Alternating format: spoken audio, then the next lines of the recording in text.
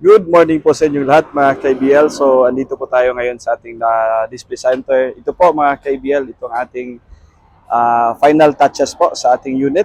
Itong ating Suzuki Scrum na 4x4. So, ayan, pinupinturahan. Kakatapos lang namin ito magpintura. So, transfer na namin dito sa display namin. Yan po. So, hindi po ito nyo ma-appreciate kasi talagang hindi pa talaga maganda. Bare pa. Wala po itong papalitan pa namin ito ng kanyang mags na brand new at saka yung tires po. Yan. So ngayon po is naglilinis po kami ngayon. Yan. So naglilinis tayo ng makina. So Gerson. So ito po yung makina natin. Check natin yung air cleaner, Gerson ha. Palitan natin yung air cleaner nito. Lahat po. Yan, dilinisan namin lahat before namin i-release. So, ito yung kaniyang ano to sa radiator. Ito po yung tubig niya. Yan. Yan, sa radiator to. Papalitan natin to ng coolant ha. Coolant. So, ayan po. So, check natin to. By Gerson, check natin. Tanggal. Tanggalin mo muna to lahat. Para...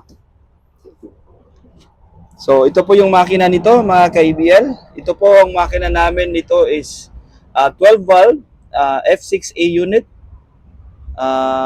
4x4. So, papalitan pa namin to ng belt.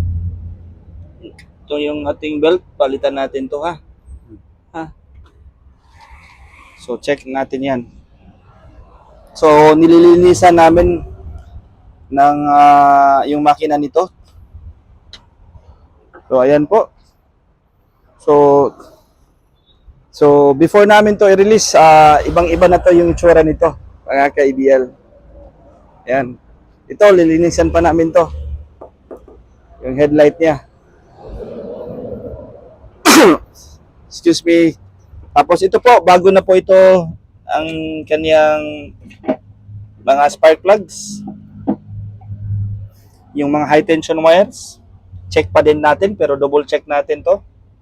Ito, linisan mo na ha. Linisan natin to. Gerson ha. So yan. Ito, tanggalin mo na to, Gerson. Ha? Kaning hose, wala naman na. Condemn naman na siya. Oh. So yan po. Yung 12 valve natin, yan, linisan mo din yan ha.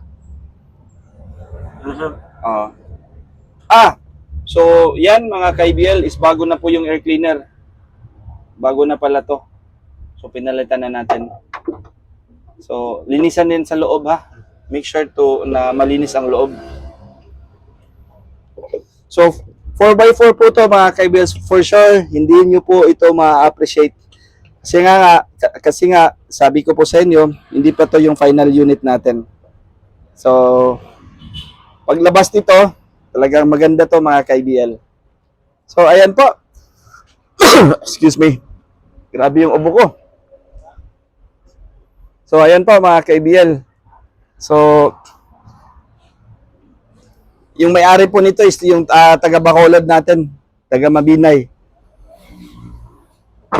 Ayan.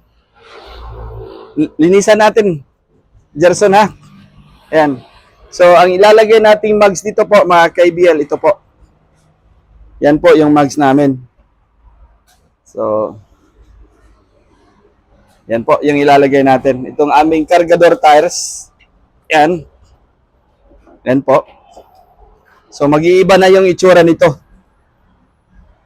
So, again, mga ka-IBL, maraming salamat po sa pag-follow po sa amin sa YouTube channel natin, sa EBL Cebu Motor Traders po.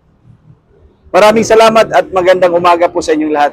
Thank you po mga ka-IBL.